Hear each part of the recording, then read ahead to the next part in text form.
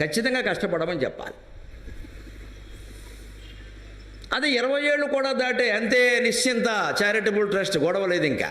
నీ దారి నీదే, నా దారి నాదేనైనా చెబుతాం. ప్రాప్తేతు షోడశే వర్షే పుత్రం మిత్రవదాచరేత్. 20 ఏళ్ళు దాటా కుటుంబంలో ఎవరైనా సరే వాడి దారి వాడిది, మన దారి మంది. ఓ మాట చెబుతాం, వినగితే మంచిది, వినకపోతే మరీ మంచిది. సెల్ ఫోన్లోంచి నెంబర్ తీసేసి మళ్ళీ చెప్పక్కర్లేదు ఇంకా. అంతేకాని వాడికి 30 ఏళ్ళు వచ్చినా వాడికి పెళ్ళి అయినా సరే ఇంకా ఏదమ్మా వాడు బాగుపడలేదని వాడు బాగుపడ్డు ఈ జపం చేస్తే నువ్వు కూడా బాగుపడవు, జాగ్రత్త, ఇంక మానేదాన్ని వదిలే ఆ విషయం వదలలేం మనం. గణపతి దగ్గరికి వెళ్ళి మా వాడిని బాగుచా, నువ్వు బాగున్నావు, ముందు నువ్వు బాగులేవు, వాడిని బాగు చేయమని అడుగుతున్నావు. ఇక్కడ బాగుండడం అంటే మనకు కొన్ని లెక్కలు ఉన్నాయి. డబ్బు బాగా ఉండడం, ఆరోగ్యంగా ఉండడం, ఏదో వైభవంతో ఉండడం, రాజకీయాల్లో బాగా పాల్గొనడం, అధికారంలో, ఈ లెక్కలు దేవుడికి ఉండవండి. బాగుండడం అంటే అది కాదు. బాగుండడం అంటే లౌకిక బంధాలన్నీ వదిలేసి విష్ణు ధ్యానంలో ఉండడం, అది వినాయకుడు దృష్టి. మనం అలా ఉంటామా? మనకు అవన్నీ ఎందుకు, కావలసినవన్నీ కావాలి ఇక్కడ. అందుకే హిరణ్యకశ్యపుడు ఇంత జ్ఞాని ఉండి కూడా మరదలకి, తల్లికి, పిల్లలకి, అందరికీ ఉపదేశం చేసిన వాడు కూడా మాయలో పడ్డాడు. మళ్ళీ వైకుంఠపాళి ఆటే, అరుకాశు నోట్లో పడ్డాడు. పడి ఏమైనా సరే విష్ణు అంతు చూస్తా. ఎవరా విష్ణు? వెలువాడ. తపస్సుకి వెళ్ళాడు. అక్కడ పోతన గారు ఓ పద్యం రాస్తారండి. వాడు తపస్సు చేస్తున్నట్ట. ఎలాంటి తపస్సు చేశాడో ఆ ఫలితాలు ఏమిటో చెబుతారండి. వాడు భయంకరమైన తపస్సు చేస్తున్నట్ట.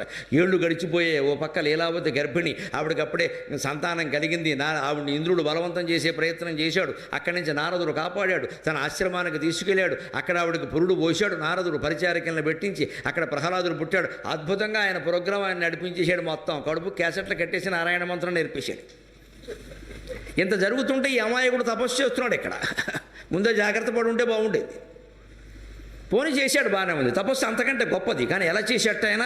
అదిరెన్ కుంభిని సాద్రియై కలగనేడంభోనితుల్ తారకంచెదరన్ సగ్రహ సంగలై దిశలు విచ్ఛిన్నంతలై మండే పెల్లదరెన్ గుండెలు జంతు సంతతికి ఉగ్రాచార దైత్యేంద్రమూర్ధ దిశోద్ధూత సధూమ హేతి పటలోదంచత్తపో వహ్నికిన్ అదిరెన్ కుంభిని సాద్రియై. వాడు భయంకరమైన తపస్సు చేసేట. ఎటువంటిది అది? ఉగ్రాచార దైత్యేంద్ర మూర్ధ దిశోద్ధూత సధూమ హేతి పటలోదంచ తపోవహ్నికిన్. వాడు తపస్సు చేస్తూ ఉంటే ఉగ్రాచారంతో చేసేటండి. ఉగ్రాచారం అంటే జీవుల్ని చంపి చేసే అమ్మవారి పూజలన్నీ ఉగ్రాచారం కిందే లెక్క. దయచేసి మానుకోండి. మేము మొక్కుకున్నాం మేకనేస్తాం, మేము మొక్కుకున్నాం కోడినేస్తాం, ఇంకోడు నిన్ను మొక్కుకుని వేసేస్తాడు, ఒప్పుకుంటావా? మన పిల్లాడు ఆరోగ్యం కోసమో మన ఆరోగ్యం కోసమో కోడినో మేకనో కోసేసే అధికారం మనకున్నప్పుడు కోడి పిల్లకి అనారోగ్యం చేస్తే మన మొక్కుకునే అధికారం దానికి కూడా ఉంటుందండి. మానవ హక్కులు మానవులకే కాదండి, కోళ్ళకి జంతువులకి అన్నిటికీ ఉంటాయి. పరమ దారుణంగా ఏకంగా దున్నపోతులు సహా వేసేసి అమ్మవారి బలి నెత్తురు ఉంటే కానీ అమ్మవారి సంత నెత్తురిగా అమ్మవారు అవుతుందా, దెయ్యం అవుతుందా? ఎలా ఆలోచిస్తారండి అసలు? దేవుడి పేరు మీద జీవహింస చేస్తున్నాము అంటే దైవభక్తిలో అనాకాసు మనకు తెలియనట్టే లెక్క. వైదిక ధర్మం ఈ జీవహింసకు మొత్తం వ్యతిరేకం. ఎక్కడా లేదు ఈ జీవహింస చేయమని. మనమే పెట్టుకున్నాం ఇవన్నీ కూడా. ఎందుకంటే మనం ఆలోచన ఎందుకు వస్తుందో చెబుతున్నా. బ్రాహ్మణ చేయడు ఈ పని. శాకాహారం తినేవాడు చేయడు. వాడు పప్పు తింటాడు, పప్పే పెడతాడు అక్కడ. కక్క మొక్క తినేవాడు ఏం చేస్తాడు? మనం తింటున్నాం, అమ్మవారికి పెట్టకపోతే ఎలాగా? నువ్వు తింటే అది పెట్టాలా? నువ్వు తిన్న గడ్డెల్లా ఆవిడకి పెట్టాలా? అసలు మనం తినడమే తప్పు, మరి ఆవిడకి పెట్ట ఇంకో తప్పు ఇక్కడ.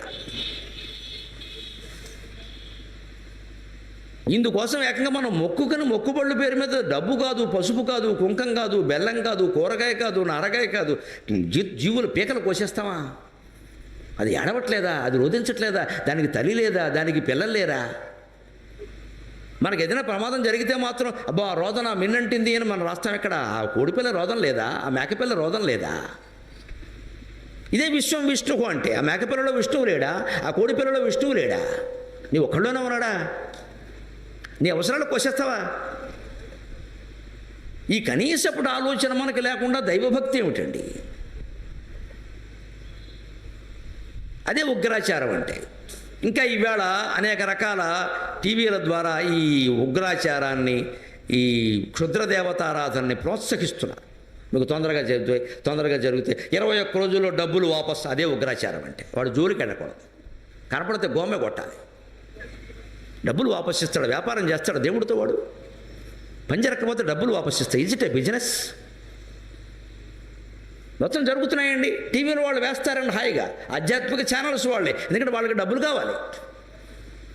ఓ పక్క మళ్ళీ సాయంత్రం అయ్యేసరికి నేను కావాలి, చాగంటి వారు కావాలి, సామవేదం వారు కావాలి, పొద్దున మొత్తం వ్యాపారం నడవాలి, అని నడవాలి.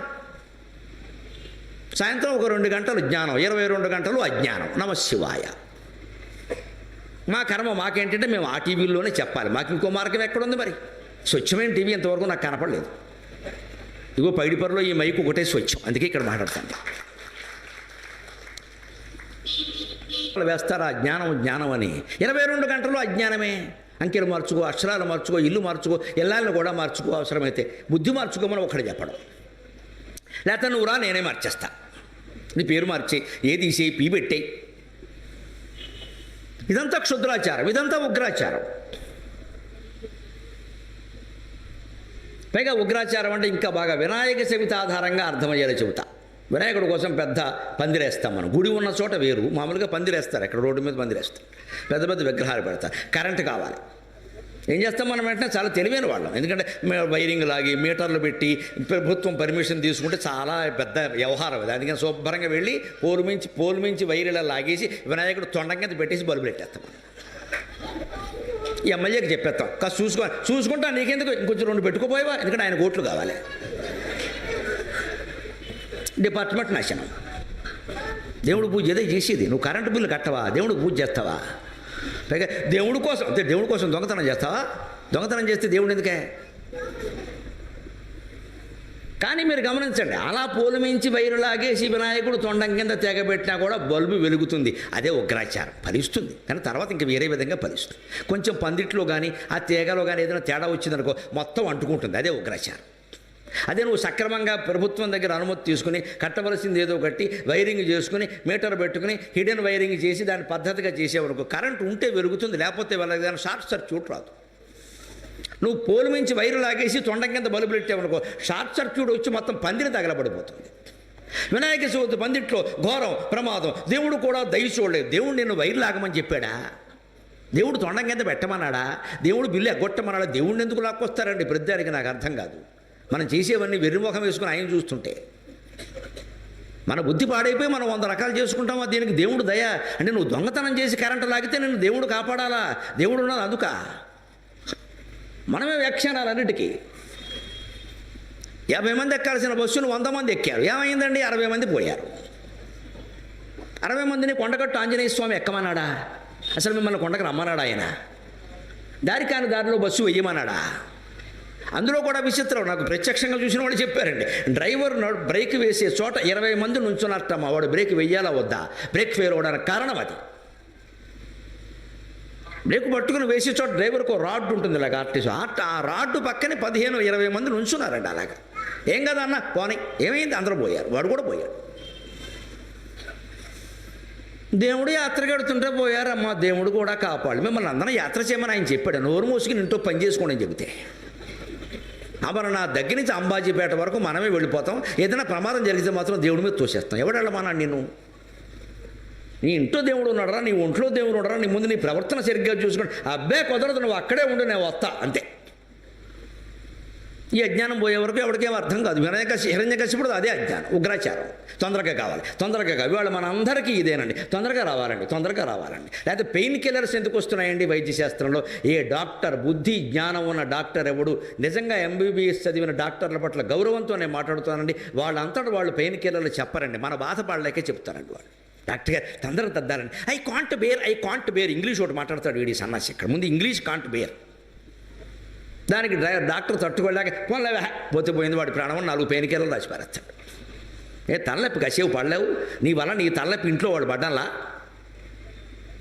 వెంటనే తగ్గాలి. జ్వరం వస్తే వెంటనే తగ్గాలి, ఎందుకంటే పనులు ఆగిపోతాయి. దానికి ఏదో చెప్పేస్తే అది ఉగ్రాచారం. వైద్య శాస్త్రంలో పెయిన్ కిల్లర్స్ ఉగ్రాచారం. అలాగే తపస్సులో ఉగ్రాచారం. ఏ పని అయినా సరే దానికి పట్టవలసిన సమయం పడుతుంది, అది ముందే అవ్వాలనుకుంటున్నామంటే ఉగ్రాచారం.